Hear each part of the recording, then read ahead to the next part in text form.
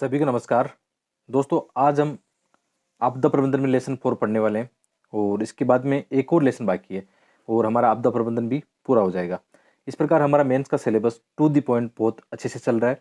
थोड़ा-सा ये है कि मुझे लेसन एक दिन छोड़ एक दिन बनाना पड़ रहा है क्योंकि नोट्स भी बनाने होते हैं और उसके बाद में लेसन को रिकॉर्ड भी करना होता है।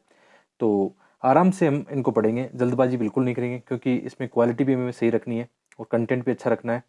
और सबसे अच्छी बात है कि मतलब आप लोगों का प्यार बहुत अच्छा मिल रहा है कि यहाँ पे बहुत सारे एस्पिरेंट हैं जो अपनी तैयारी सेल्फ स्टडी कर रहे हैं, बिना कोचिंग की सहायता से कर रहे हैं, तो उनके लिए ये लेसन बहुत ही शानदार होंगे।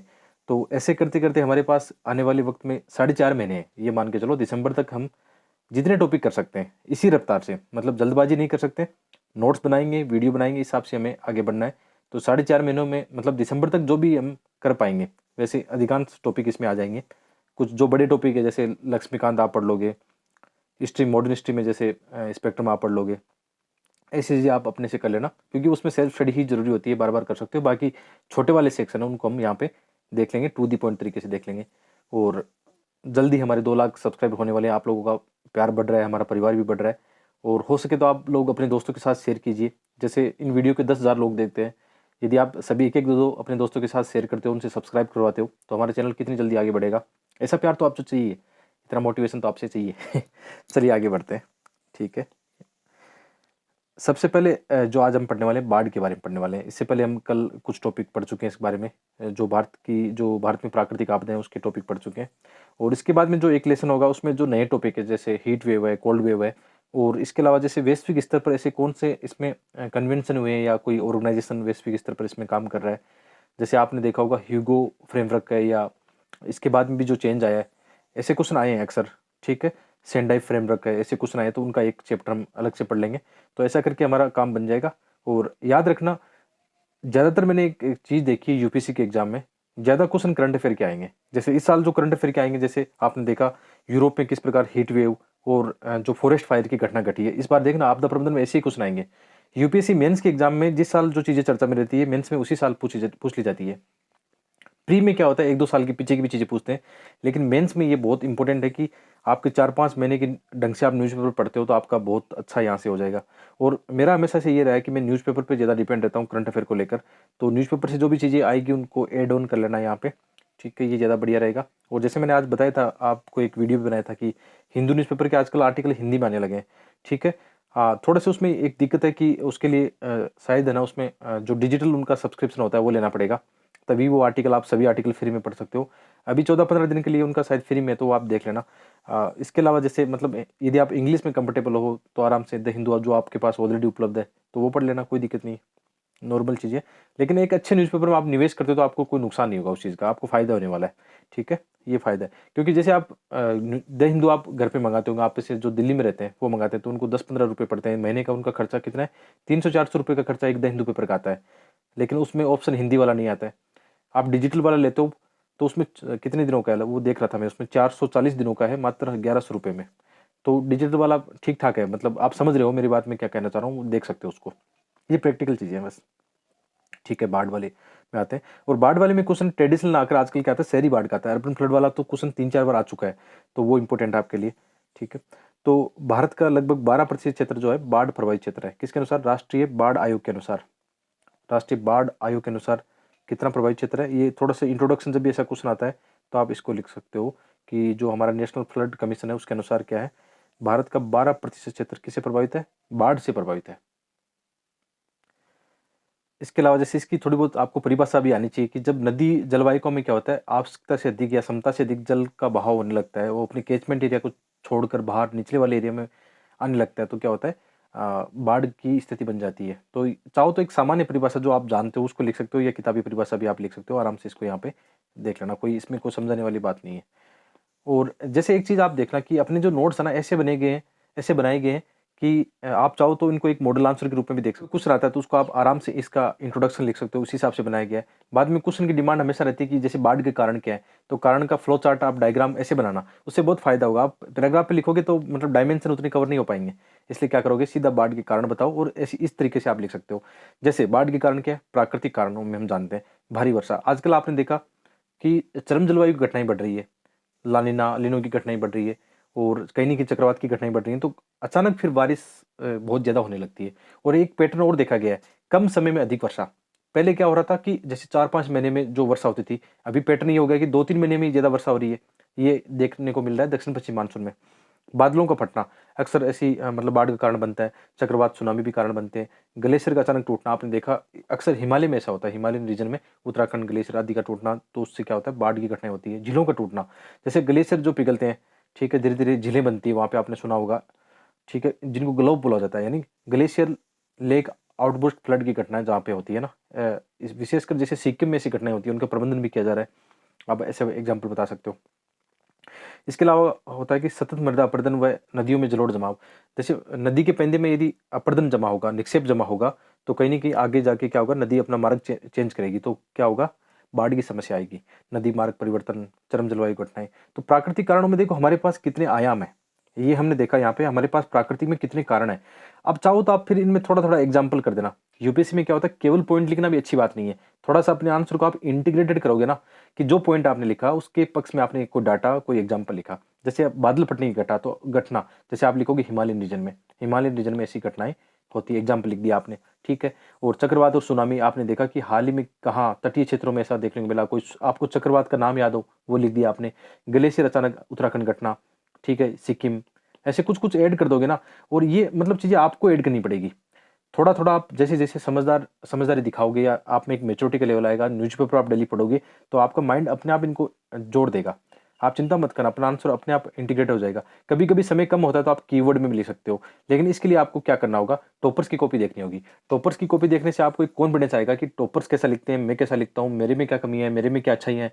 उससे क्या होगा, एक मतलब आपका जो आंसर निकल के आएगा ना, बहुत ज़्यादा समझदारी वाला आएगा।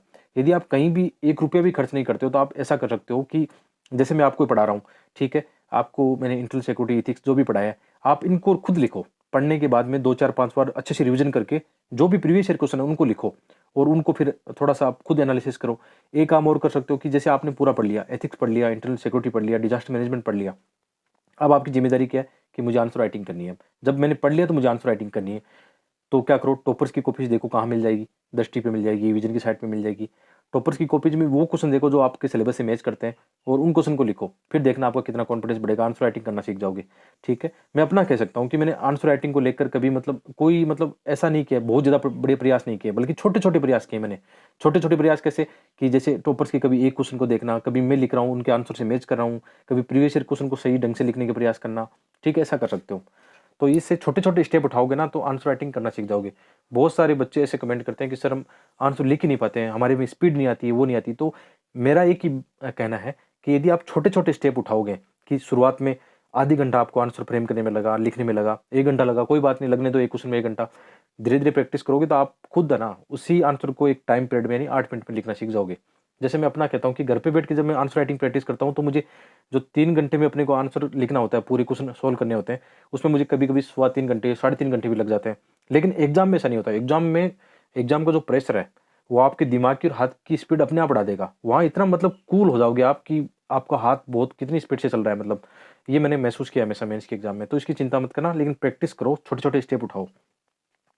ठीक है, तो प्राकृतिक कारण हमने देख लिया। अब मानवीय कारण कौन से? मानवीय कारणों में हमने देखा वनों का विनाश। वनों के विनाश करने से क्या होता है आप जानते हो ना? अपरदन होगा, किसका? मिट्टी का अपरदन होगा। फिर क्या होगा? नदियों के अंदर कहीं न कहीं क्या होगा? ठीक है, फिर आगे नदियों के बेसिन में आधारभूत ढांचे का निर्माण।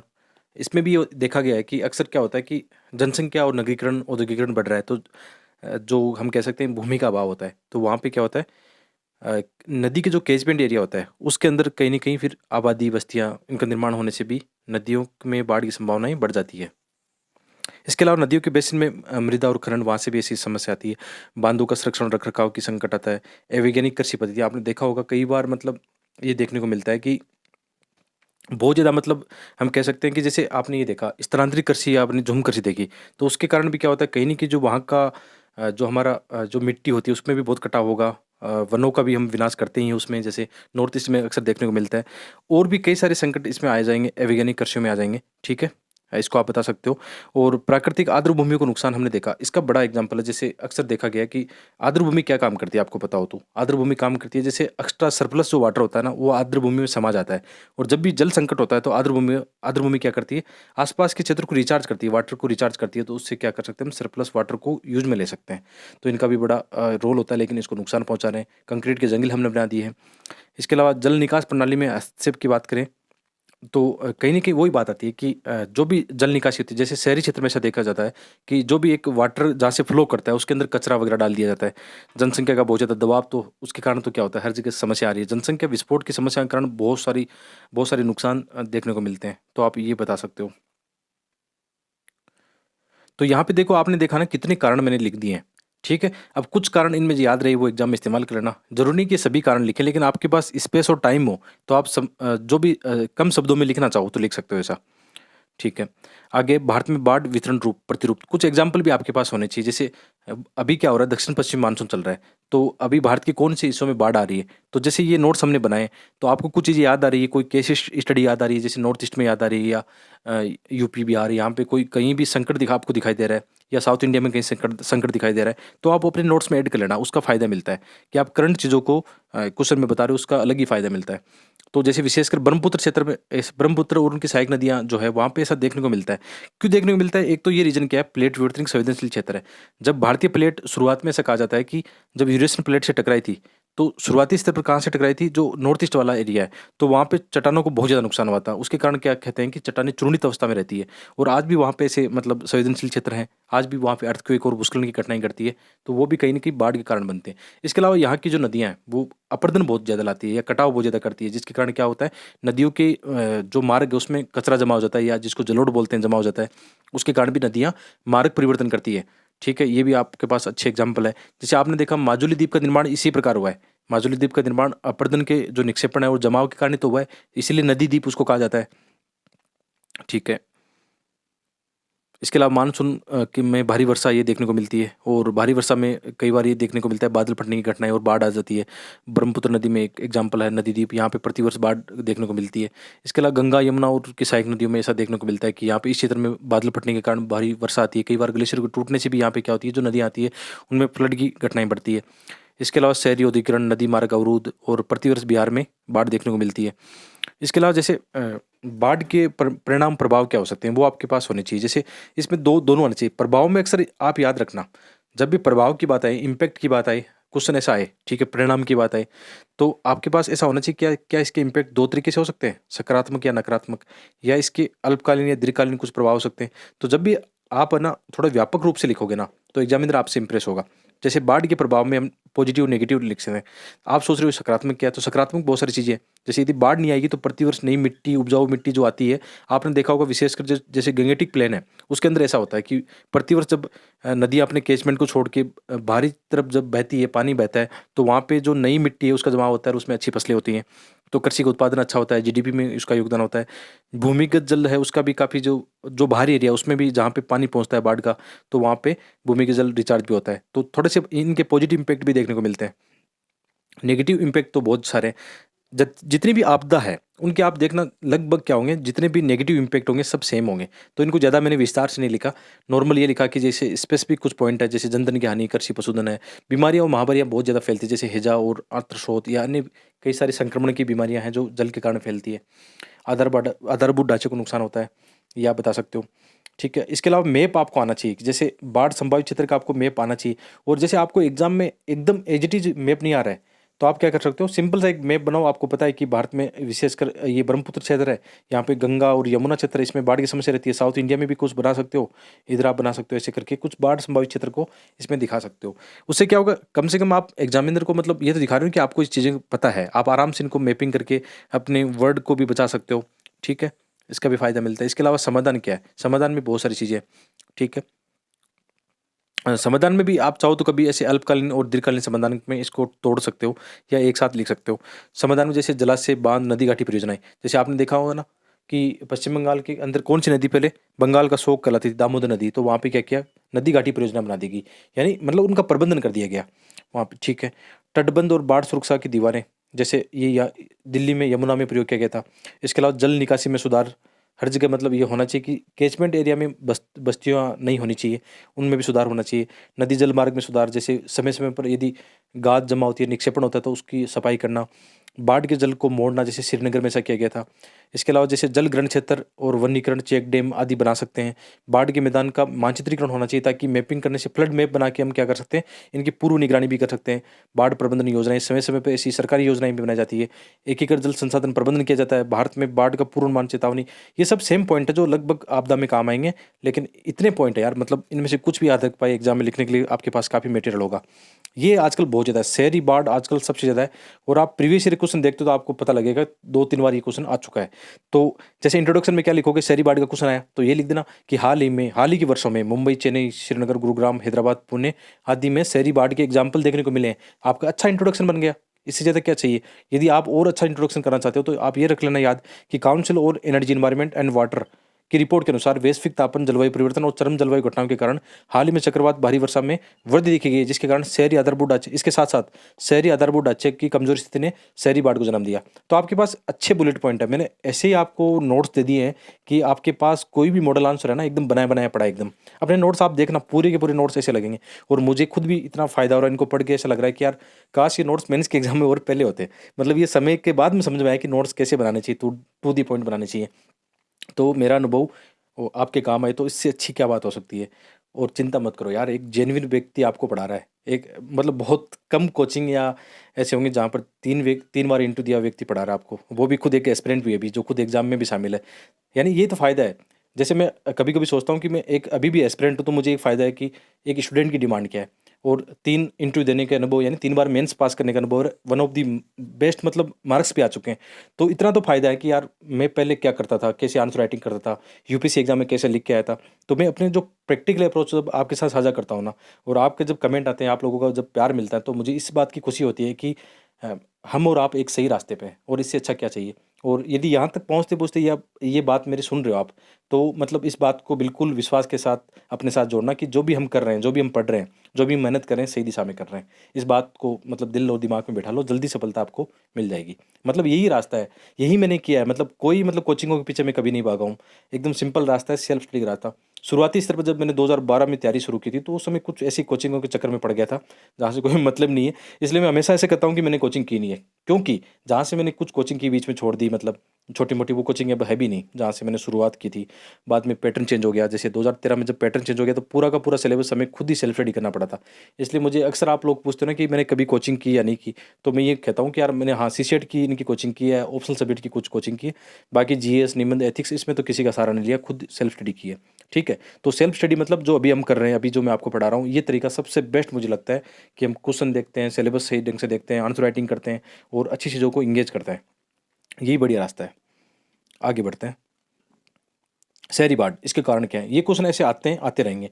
मतलब सीधी-सी बात है, जो भी चीज़ें जिस समय चर्चा में रहती है, जैसे अभी हम बात कर रहे हैं, मैं आपको बोल रहा हूँ कि इस बार डिज़ास्टर मैनेजमेंट के कैसे क्वेश्चन आएँगे? डिज़ास्टर मैनेजमेंट के सबसे ज़्यादा चांसेज़ है, हीट वेव इनके आने के चांसेज़ ज़्यादा है। साइक्लोन के भी आ सकते हैं, क्योंकि हाल ही में काफ़ी ज़्यादा देखा गया है। चरम जलवायु घटनाओं के क्वेश्चन आएँगे, जो यूरोप में जो हीट वेव वगैरह ये चल रही है, इनके क्वेश्चन आएँगे, या इनकी जो वनाग्नि है, उनके क्वेश्चन आएँगे। ऐसे ही क्वेश्चन देखने को मिलेंगे। इवन ज्योग्राफी जो जीएस फेस्ट है, उसके अंदर भी ऐसे क्वेश्चन आने की संभावना ज़्यादा रहती है। ठीक है? तो शहरी बाढ़ के कारणों की हम बात करेंगे। बहुत सारे कारण हैं, यहाँ पे इतने अच्छे से लिख दिए गए हैं, और इतने मतलब इंटीग्रेटेड रूप से लिख दिए गए हैं। जैसे यदि एग्जाम में यही क्वेश्चन आता तो मैं ये अप्रोच अपनाऊंगा। क्यों? क्योंकि एग्जामिनर समझता है कि मैं क्या कहना चाह रहा हूँ। और चिंता मत करना, आप ये शॉर्ट फॉर्म में लिखते हो तो कोई फर्क नहीं पड़ेगा। एग्जामिनर जानता है कि आपको कम समय दिया गया है। मतलब एग्जामिनर आपका यहाँ क्या चेक कर रहा है कि आपको कम संसाधन दिए गए हैं, टाइम भी कम दिया गया है। अब इसके आप परिणाम कैसे दिखाते हो? मतलब कम संसाधनों में, कम टाइम में आप कितना, मतलब बोलते हैं ना कि कितना अच्छे से आप संसाधनों को यूटिलाइज करते हो। ये अप्रोच आपकी चेक कर रहा है। नहीं तो यूपीएससी आपको यहाँ पे 5 पेज भी खाली दे देता, आपको बोल देता कि निबंध लिख दो इस क्वेश्चन पर, लिख सकते थे आप। लेकिन क्वेश्चन यूपीएससी ने इसी हिसाब से सेटअप किए हैं कि वो आपकी हर जगह आपकी एक पर्सनैलिटी चेक कर रहा है। इस बात को ध्यान रखना। ठीक है। जलवायु संबंधी और मौसमी संबंधी कारण क्या है? किसका? शहरी बाढ़ का। तो ये सबसे आजकल ये कारण है कि आजकल चरम जलवायु की घटनाएँ हो रही है, अत्यधिक वर्षा और चक्रवात की घटनाएँ हो रही है। पश्चिमी विक्षोभ में भी चरम जलवायु घटना का देखा गया है कि हाल ही में पश्चिमी विक्षोभ की बारंबारता में वृद्धि देखी कि भारी बारिश का इसमें देखा गया है। दक्षिण पश्चिम मानसून में भी वर्षा प्रतिरूप में परिवर्तन देखा गया है। इसमें ये देखा गया है कि लगभग जो 80% वर्षा होती है, वो 2-3 महीनों में हो जाती है। पहले 4-5 महीनों में होती थी, लेकिन आजकल क्या हो रहा है, जल्दी हो जाती है। तो ये आप देख सकते हो। इसके अलावा जैसे भूआकृति कारण भी है, जैसे तटीय अवस्थिति, आपने देखा जो तटीय अवस्थिति वाले शहर होंगे, बड़े शहर जैसे चेन्नई होगा, तो वहाँ पे चक्रवात का प्रभाव रहेगा। तो आप एग्जाम्पल देके बता रहे हो, चेन्नई का एग्जाम्पल बता रहे हो, हैदराबाद का एग्जाम्पल देके बता रहे हो। और निम्न उच्चावच यानी ऐसा क्षेत्र जहाँ पे क्या होगा, आसपास पहाड़ियाँ हैं और उसका ढलान किस तरफ है, उस शहर की तरफ है, जैसे गुरुग्राम में ही देखा गया था। ये केस स्टडी है, देखो मैं ऐसे लिखता हूँ इनको, कभी कभी ऐसा लिखना हुआ मुझे केस स्टडी या एग्जाम्पल के रूप में, तो इनको मैं बता सकता हूँ। इसके अलावा जल राशियों पर अवस्थित श्रीनगर में देखा गया था कि श्रीनगर, झेलम या जो वहाँ पे झीलें हैं 2-3, क्या मतलब वुलर डल, जो आसपास की झीलें हैं, वो उनकी स्थिति ऐसी है कि उनमें बाढ़ आना बनता है, लेकिन फिर इसका सुधार किया गया। इसको मतलब ऐसा कैचमेंट को उससे थोड़ा क्या करते हैं, उसको प्रबंधन किया गया। जो वहाँ की नदियाँ हैं वहाँ पे ऐसी दीवारें बना के कुछ ना कुछ करके श्रीनगर में ऐसा प्रयास किया गया था। उसके बाद में श्रीनगर में बाढ़ के जो है उसके प्रभाव भी कम देखे गए थे। तो ये आप बता सकते हो। लेसन जब लंबा बनता है, लगातार बनाता हूँ, बीच में रुकता नहीं हो, तो कई बार ये होता है बोला नहीं जाता है शब्द भी टूट जाते हैं बीच में। आपको ऐसा लगता होगा कि सर आधे शब्द क्यों बोलते हैं कई बार, तो मैं ये स्वीकार करता हूँ कि जब लगातार 1 घंटे ये लेसन बनाता हूँ तो रुकता नहीं हूँ बीच में, तो फिर क्या होता है जल्दी जल्दी बोलने के चक्कर में अच्छे वर्ड नहीं आ पाते हैं। तो इसको आप इग्नोर करना, मेन चीज़ है हमारा उद्देश्य अच्छा है, ठीक है। और मानव जनित क्या है, आगे मानव जनित कारणों में तो बहुत सारे कारण हैं कि हमने क्या कर दिए शहरों में। सबसे बड़ा कारण ये है कि हमने जो प्राकृतिक जो हमारा जैसे हम कह सकते हैं वेटलैंड है या झील है, उनको किससे भर दिया हमने, इंफ्रास्ट्रक्चर यानी कंक्रीट के जंगल। ऐसे वर्ड इस्तेमाल करोगे ना आप, कंक्रीट के जंगल हमने बना दिए कि शहरी जो वेटलैंड है उनको हमने कंक्रीट के जंगलों में बदल दिया। ऐसे वर्ड इस्तेमाल करोगे, अंडरलाइन करोगे, एग्जामिनर इंप्रेस होगा, बहुत ज़्यादा इंप्रेस होगा, क्योंकि ये नंबर लाने के टूल होते हैं। अच्छी अच्छी चीज़ों को आप अंडरलाइन करोगे। तो झीलों व आर्द्र भूमि को क्या कर दिया हमने, नुकसान कर दिया। ऐसा कहते हैं कि चेन्नई में ऐसी हज़ारों मतलब वेटलैंड थी जिनको क्या कर दिया, कंक्रीट के जंगल बना के उनको उनका विनाश कर दिया। और शहर, चेन्नई शहर एक ऐसा एग्जाम्पल है जिसमें पेयजल संकट और बाढ़ एक साथ आई थी कितना बड़ा मतलब ये विडंबना हमारे सामने कि पानी बहुत है लेकिन पीने को नहीं है। क्या कर दिया हमने, जो वेटलैंड है उनको नुकसान पहुंचा दिया। तो वेटलैंड को नुकसान पहुंचाएंगे तो क्या करेगी, जब वेटलैंड जब होती है ना, देखो वेटलैंड का इतना बड़ा रोल होता है, मैंने इस पर काफ़ी रिसर्च कर रखा है, अच्छी चीज़ें पढ़ रखी है इस पर। तो वेटलैंड के बारे में ऐसा कहते हैं कि जब आपके पास एक्स्ट्रा पानी होता है ना आसपास में, तो वेटलैंड में वो समा जाता है। वेटलैंड में इतनी क्षमता होती है कि वो एक्स्ट्रा जो जल होता है उसको अपने आप में संभाल लेती है, उसकी जो भी गहराई है, जो भी उसका कैचमेंट होता है।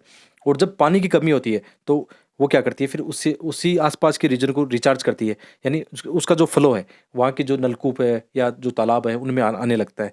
तो ये बड़ा इसमें होता है। ये हमने बड़ी गलती कर दी। आज चेन्नई के सामने बड़ा जल संकट भी है और शहरी बाढ़ का भी एक एग्जाम्पल देखने को मिलता है। तो ये चीज़ें आपके पास होनी चाहिए बताने के लिए, बहुत अच्छे नंबर आएंगे। इसके अलावा मुंबई बाढ़ में सबसे बड़ा देखा गया कि वहाँ की जो शहरी जल निकासी है, अक्सर ये होता है कि जब मानसून की शुरुआत होती है पश्चिमी घाट से, उधर से है ना, अच्छी बारिश मुंबई में होती है, हर साल आप जानते हो कितनी बारिश होती है। तो उससे पहले क्या करना चाहिए, जो वहाँ की जो भी एजेंसी है, जो नगर निगम है, उनके जो भी और संस्थाएं हैं, उनको वहाँ के जो कैचमेंट है या जो जल निकासी द्वार है उनको साफ करना चाहिए। जबकि ऐसा होता नहीं है कि समय पर वो कर पाए ऐसा, क्योंकि उनमें आपसी समन्वय नहीं होता है, कचरे से भर दिया जाता है। वहाँ पे एक मिठी नदी का भी इसमें देखा गया है, मिठी नदी शहरी बाढ़ का कारण बनती है, ये एग्जाम्पल होना चाहिए आपके पास, ठीक है। भूमि उपयोग में काफ़ी बदलाव आ रहा है। भूमि उपयोग में बदलाव ये आ रहा है कि आजकल शहरों में बहुत ज़्यादा इंफ्रास्ट्रक्चर तैयार किया जा रहा है। और इंफ्रास्ट्रक्चर ऐसा नहीं है कि वो जल निकासी के फ्रेंडली हो या जो वर्षा जल होती है उसको आसानी से अंडर भूमिगत कर दे, ऐसा नहीं है, ठीक है। जल विज्ञान संबंधी बहुत सारे कारण हैं, प्राकृतिक सतह रसावदर, अपारगम्य, उच्च ज्वार, जल निकासी बाधित, ठीक है, कोई ज़्यादा समझने वाली बात नहीं, नॉर्मल पॉइंट है। अपने पॉइंट ऐसे ही हैं कि आप आराम से हर एक बच्चा समझ पाएगा। अन्य कारण है कि नगर नियोजन की समस्याएं हैं, एजेंसियों के मध्य समन्वय नहीं है, जो भी अभी हम बात कर रहे थे। विकास, ये पॉइंट अच्छा है, आप जब भी ये पॉइंट लिखोगे ना कि डेवलपमेंट के साथ आपदा प्रबंधन को शामिल नहीं किया गया था, इसी कारण वहाँ पे क्या होती है, आपदाएं आती है। जैसे आपने अक्सर देखा होगा सड़कें बनती है, हमारे देश में सड़कें बनती है, ठीक है, फिर क्या होगा, वहाँ पे पानी की नाली या कुछ लगाएंगे और सीवरेज लाइन निकलेगी, तो उसी सड़क को फोड़ेंगे, फिर से वो लाइन निकलेगी, फिर से सड़क बनेगी, फिर कोई केबल वाला आएगा, वो लाइन उसको काटेगा या उसको खोदेगा अपने अक्सर अपने आसपास देखना है, प्रैक्टिकल चीज़ें हैं, वही लिख देना यहाँ पे कि विकास के साथ आपदा प्रबंधन नहीं, यानी जो सड़क बन रही है, जैसे सड़क बन रही है आजकल ऐसा हो रहा है, ऐसी बात नहीं कि ऐसा हो नहीं रहा है, हो रहा है। जैसे हाईवे बना, एक्सप्रेस वे बना, तो उसमें देखा गया है कि कैसे मतलब वहाँ से पानी निकास के लिए मतलब उसको ढलान दिया गया है, नालियाँ बनाई गई है। जैसे जो रेलवे लाइन की जो पटरियाँ बनती है उसके आसपास देखा गया है कि कैसे पानी संरक्षण के लिए भी वहाँ पे ऐसी टंकियाँ भी बनती है। तो आप इसको बता सकते हो कि ऐसा अब ऐसा होने लगा है, पॉजिटिव चीज़ें हैं, ठीक है। आगे बढ़ते हैं। और ये मैप देखो, ये अपनी स्ट्रॉन्ग पॉइंट होना चाहिए कि जब भी हम कोई चीज़ दिखा रहे हैं, और ये क्वेश्चन आ जाता है, जैसे ये आया भी था शहरी बाढ़ वाला, तो आपको पता होना चाहिए, श्रीनगर 2014 में चर्चा में रहा था। 2014 में मैं मेंस लिख रहा था, मुझे याद है उस साल भी ऐसा ही क्वेश्चन आया था कुछ, और मैंने पहले प्रिपेयर कर लिया था इसको, है ना। और 2018-19 में भी ऐसा एक क्वेश्चन आया था। तो मुंबई में 2017, पुणे, हैदराबाद, चेन्नई, ये क्वेश्चन आप दिखा सकते हो। डायग्राम में ऐसे बना के दिखाओगे तो एग्जामिनर आपसे इंप्रेस पक्का होगा कि यार आपको ये पता है कि भारत में कब कब शहरी बाढ़ की समस्या किस शहर में आई है, वो भी आपने इसमें दिखा दिया, ई रिवाइज दिखा दिया है, वो बता सकते हो। उपाय समाधान सब में लगभग सेम आते हैं, देख लेते हैं। जलवायु जोखिमों का सामना करने के लिए वैश्विक सामूहिक प्रयास, जैसे क्लाइमेट एम्बिशन समिट हुआ था 2020 में, उसमें इन्हीं चीज़ों को लेकर चर्चा की गई थी। इसके अलावा आधारभूत ढांचा जब भी बनाए तो विकास प्लस आपदा प्रबंधन होना चाहिए, आर्द्र भूमियों का संरक्षण होना चाहिए। यानी स्पॉन्ज सिटी अवधारणा आजकल चल रही है कि स्पॉन्ज सिटी का मतलब है जब आप इंफ्रास्ट्रक्चर तैयार करते हो तो मतलब इस हिसाब से तैयार करो कि वर्षा का जल आसानी से भूमिगत हो जाए। जैसे आजकल जो टाइलें बनाई जा रही है इस प्रकार बनाई जा रही है, ब्लॉक जो बनाए जाते हैं, जो पार्कों में या अपने सड़कों पर देखा होगा कि आसानी से उनमें से क्या होता है, जल का रिसाव हो सकता है। इसके अलावा आपातकालीन जल निकासी व्यवस्था, नाव कास्टिंग मतलब जल्दी से मौसम की जानकारी मिलनी चाहिए। ठोस अपशिष्ट प्रबंधन होना चाहिए क्योंकि शहरों में तो क्या होता है, जो आपने देखे ड्रेनेज सिस्टम उन्हीं के अंदर कचरा भरा पड़ा है, तो उसके कारण भी शहरी बाढ़ एक बड़ा कारण बन सकता है। इसके अलावा सूखा, ड्रोट, भारत का लगभग 19% भाग क्या है, सूखे से ग्रसित हमेशा रहता है। इसमें कई प्रकार का मतलब देखा जाता है, और सामान्य परिभाषा देखो तो पेयजल, सिंचाई जल आदि का संकट ही क्या है, सूखे का संकट है। इसमें ज़्यादा डिटेल में नहीं जाना क्योंकि सूखे का क्वेश्चन आने की संभावना कम ही रहेगी।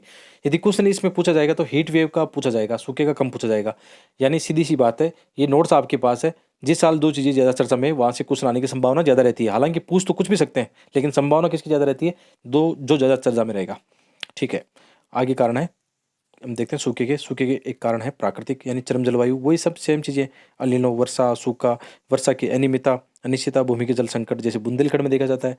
बुंदेलखंड की केस स्टडी इस प्रकार की है कि वहाँ मतलब क्या है, वहाँ की चट्टानें ऐसी है कि उसमें भूमिगत जल रिसाव नहीं हो पाता।